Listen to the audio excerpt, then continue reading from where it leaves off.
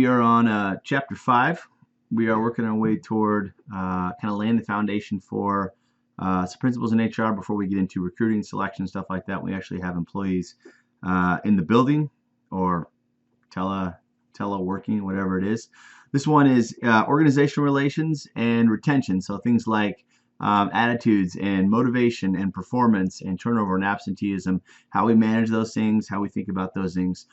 So we'll get into it, beginning with talking a little bit about performance specifically.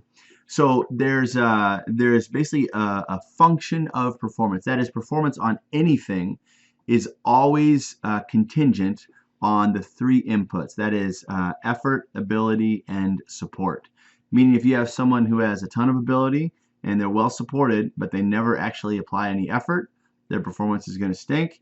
If you have the person who's supported well, good coaches, good technology, good equipment, and they work really hard, but they frankly have no ability. Like, think of that like me trying to be the middle linebacker for the Seattle Seahawks.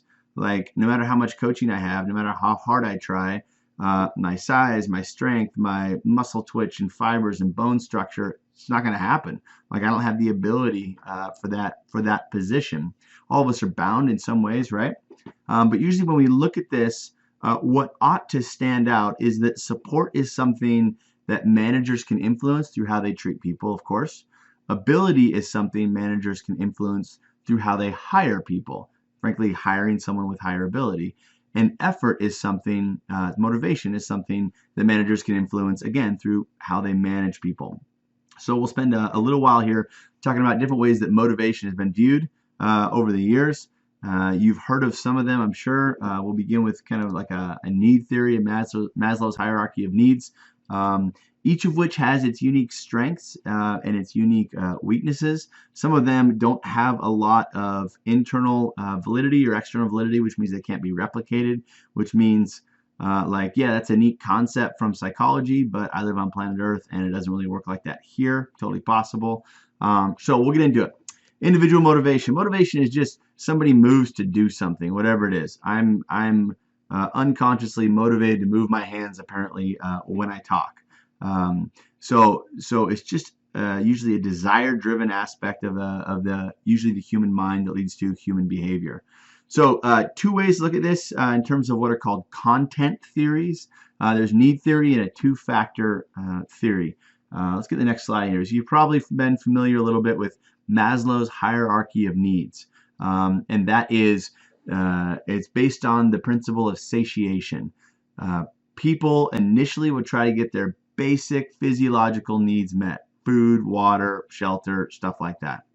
Nobody is really worried about who they're going to marry or becoming all they can be when they're starving. There's kind of the principle.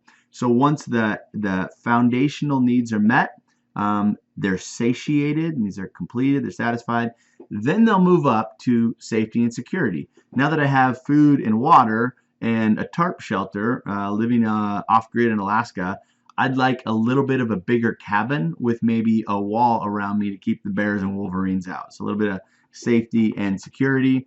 And then after that's established, pretty soon people get lonely. And humans are kind of designed for social connection. So belonging and love, and it kind of works its way up, self-esteem, to ultimately self-actualization. Pretty simple theory, very popular across the world. Everybody knows about this. It does have significant limitations. It's nice because it's simple, just not always particularly accurate. So one take off of this, you can see on the right there, is called the 2-factor theory. 2-factor theory, I think it's by Herzberg, basically argues, no, this isn't right. This can really be divided up into 2 categories. One of those categories we can call motivators. Motivators are simply things that motivate you. So we're motivated toward esteem and self-actualization. But if I'm in my job and you have a lunchroom or running water or bathrooms, I'm not all of a sudden super like, I'm going to go to work today. I'm going to work really hard because, man, they have electricity and the building isn't freezing. I'm going to work hard. No. It doesn't work like that. If those things are not there, it serves to demotivate. But having them doesn't actually motivate employees. So they call those hygiene factors, meaning if they're gone, like, I'm dissatisfied. But if they're there, I'm not more satisfied. I'm just like, yeah, they should be there. So to motivate people, you have to really focus in on the motivating factors, making sure the hygiene factors are there. So kind of two different angles of the same kind of principle. Those are content theories of motivation. In terms of a process theory, kind of explain how motivation works, there's a couple more we can look at here. And we'll roll through these generally quickly. I mean, motivation isn't a particularly complex concept other than we know people get motivated by different things in different ways at different times on different tasks. Okay, so there's a handful of theories that try to hit each one of those kind of boundaries or each of those domains of how and when and why people are motivated. So first one, content theories. Process theories is two big ones I want you to know about: equity theory and expectancy theory. So let's look at them. Equity theory is based on this human need for justice. Like if you're at the store and you see a cashier ring something up to some person, especially if they seem like they're vulnerable, they're old or young or something like that, and they charge them too much, probably what's going to be, I don't know if you'll say something, but what's in you is like, hey, wait a second, that's not fair. Like, that's not okay. Somebody took advantage of somebody else. So all of us have this like innate need for justice, which is usually why you think about with kids, right? It's built in. If I give my son my last cookie, and so he's eating his, when he's down to his last, I say, Corbin, you should give your last cookie to your sister Annabelle. And Corbin says, no, why? And I said, well, I gave you my last cookie. He says, oh, no, but it was different in that case. This one is different. So everybody has a need for justice, right? Until it negatively affects them, and then they kind of wonder about it. So that's what equity theory is based on. People want to be treated at work. Equity just means fairness. Are things equitable? It works like this. If I feel like I'm working really hard, that's an input, and I feel like I'm not respected for my work, right? That'd be an output. I'm going to be frustrated or dissatisfied, less motivated to work hard. Or if I work really hard, hoping for a promotion, and they give it to somebody who didn't work as hard or wasn't as good, I'll be like, well, then forget it. Like, I'm not going to keep putting in, a whole bunch of effort. So what we kind of look for is balance between inputs and outcomes. And we feel as humans, the more we put in, the more we should get out. If we're not getting out what we think is fair, we will stop putting in whatever the amount of effort that we were doing. This actually comes out in a lot of crazy ways. Like department stores, trying to say physical commerce, like Walmart, Target, stuff like that. There's a massive amount of loss through employee theft that happens. Much of this is traced back to equity theory. Well, hey, I'm busting my butt here. I'm only getting paid $9 an hour, so I deserve this. This is more fair if I go ahead and if I take something, or else the company doesn't really care about me. So I'm going to take an emotional health day, even though I'm not sick. I'm going to call in sick, stuff like that. So we try to balance it out. That's equity theory. Expectancy theory is a little bit more complex. Basically says there's a mediative process, which I don't need to explain, but how hard you work, your effort will depend on a number of things. One of them is valence. Do you actually want what you might get for working hard? So if I work really, really hard at Central, become a great professor, maybe they'll promote me to dean. Well, I don't want that job. I like my job, so maybe I'm not going to work as hard because I don't want to take on that responsibility. So you have to value whatever it is, right? The rewards that are out there. The other one is instrumentality. Do I believe that if I actually work hard, I will get what it is that I desire? So let's take this class for instance. Let's say you study really hard, just absolutely crush it for the first, test, quiz, whatever, and you bomb it. You just do miserable. When it comes around to the next one, you will be less motivated to study hard because you'll say, I don't see a connection between me studying hard and the outcome. I don't think that me studying hard is instrumental in achieving whatever the outcome that I want is. So if I wanted to highly motivate you, I would have to convince you, of course, that studying hard will lead to good grades and the valence. You actually want those good grades. There is some practical aspect of this because it tells managers to keep two things in mind when you're motivated. Number one, money may not be enough. People value different things, and you have to figure out what each player on your team values and make sure that's kind of on the table. If it's on the table, they're going to be more motivated. If it's not on the table, then they're not. Second, you have to get your team to actually, each player on your team to actually believe that hard work, good performance will actually lead to those things that they want. So both of those are critical. Think of it like now we're using the academic analogy. That's fine. Think of it like let's go like cell phones. If I'm selling cell phones and I tell the employee, all right, if you sell 30 cell phones a month, you get a bonus of $2,000. Well, I'm making a few assumptions. I'm thinking that will motivate them to sell cell phones, right? The first assumption I'm making is, do they actually want $2,000? Now, most employees do, but maybe money doesn't really motivate that person. Number two, I'm also assuming the employee actually believes they can sell 30 cell phones a month. If they can't, if they don't believe they can, then I've actually just frustrated them, and it served to demotivate, not to motivate. That's expectancy theory. Some other facets I want to walk through really quick. A few of these: contract, satisfaction, commitment, engagement. So let's hit them. Psychological contract.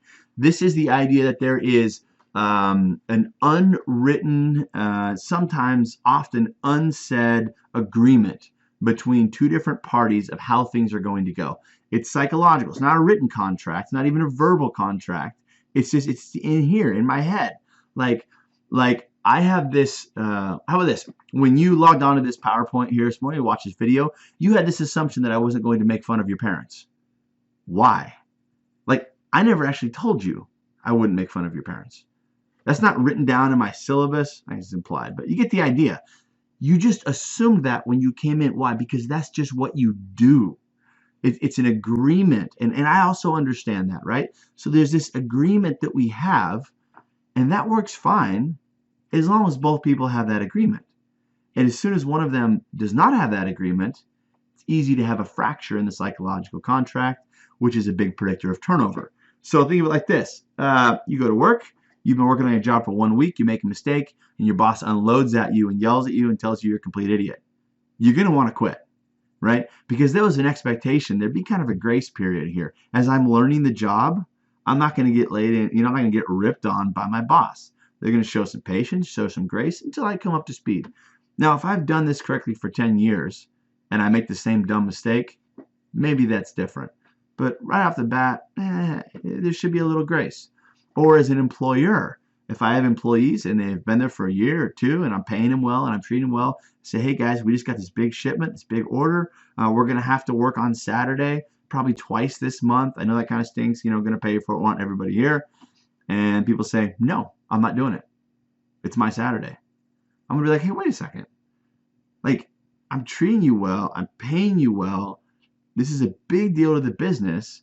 There's an agreement here that at times you're going to go above and beyond to support the company, and at times the company should go above and beyond to support you. So it's mutual. Very helpful, especially with new hires, to sit down and clarify the psychological contract. Sometimes we do this with what's called a realistic job preview. Before we even hire people, we'll bring them in and say, this is what it's like. I remember my first job at Boeing, my first big boy job. I thought, man, I'm going to have my office. I'm going to have like a view of the mountains, although it's always cloudy, so you can't see it anyway. It's going to be great. And they brought me in as a realistic job preview, and they said, bro, here's your cubicle. All right? And this is the person you're sharing this 8-foot by 8-foot cubicle with. And all of a sudden, I felt less important. But what they were trying to do is say, like, this is reality. This is the job. I know it may not have been your expectations. Do you still want it?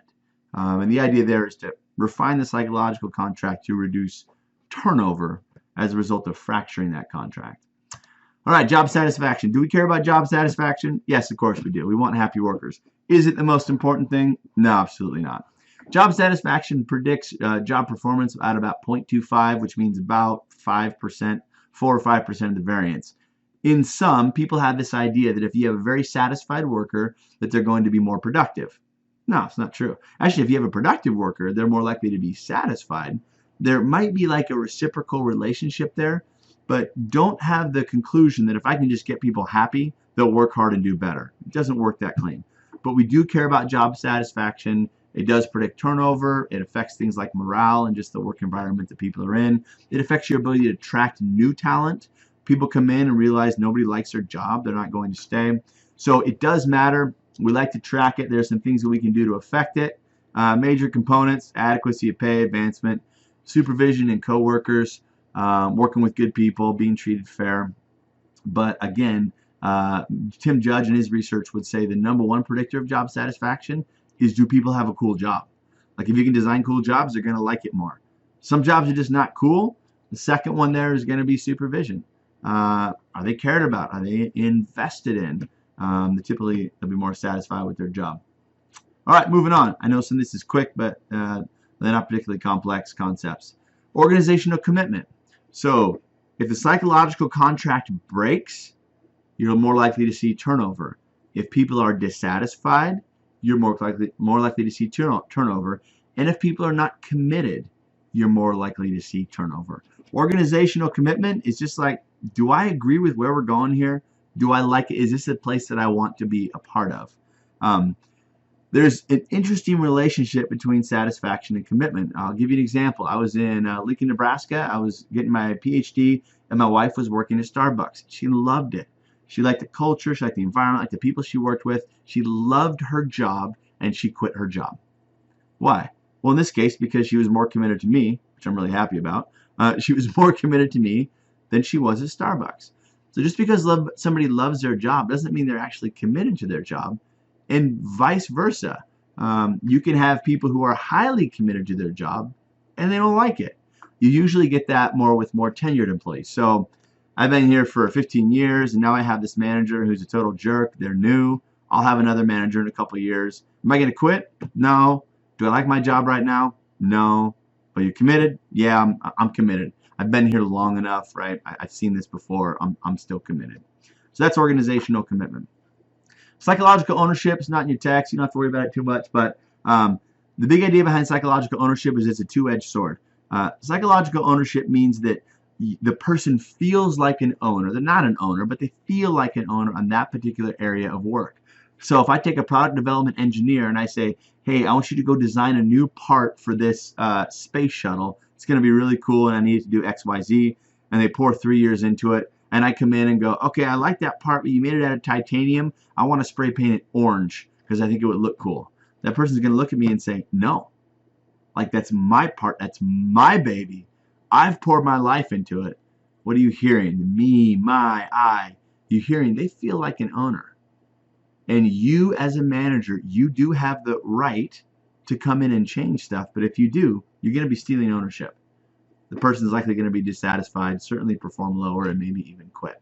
So if you want to give ownership, which is a great idea, it's like autonomy. People feel proud of their work. They invest in it. Something to show kind of for their time. If you want to give that, it's great. Just remember, if you give it, it's hard to take away without suffering negative consequence. You can't just show up and go, well, it's the company's part. We paid for your time. I decide.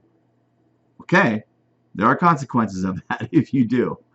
The last one, engagement. Engagement's kind of loosely defined. I mean, different researchers define it differently. Consulting organizations talk about it a lot. So it's got a kind of a broad definition. But think of it like this. Do people actually care about their job? It's not, do I like my job? Satisfied. It's not, am I committed to the company? It's no, like this, I am all in. This is rad. I think about this when I go home at night. I think about it when I wake up in the morning. So you can see it's engagement is great. I'll try to draw the graph with my hand the other way. It has a linear effect, but it's kind of an inverted U, if you will. So the more engagement, the better performance. The more engagement, the better performance. But at some point, if you're married to your job, you're going to experience burnout and just fall off a cliff, and not going to be a benefit to anybody. So do we want employee engagement? Of course we do. More ideas, more voice at work, more expressive, more complex problem solving. Like, it's great. Do we want everybody to be married to their job and love it more than their life? No. That's not a recipe for success. High engagement, not off the chart engagement. Some examples of engagement, you can see it there. One of them is putting in extra effort, which takes us to organizational citizenship.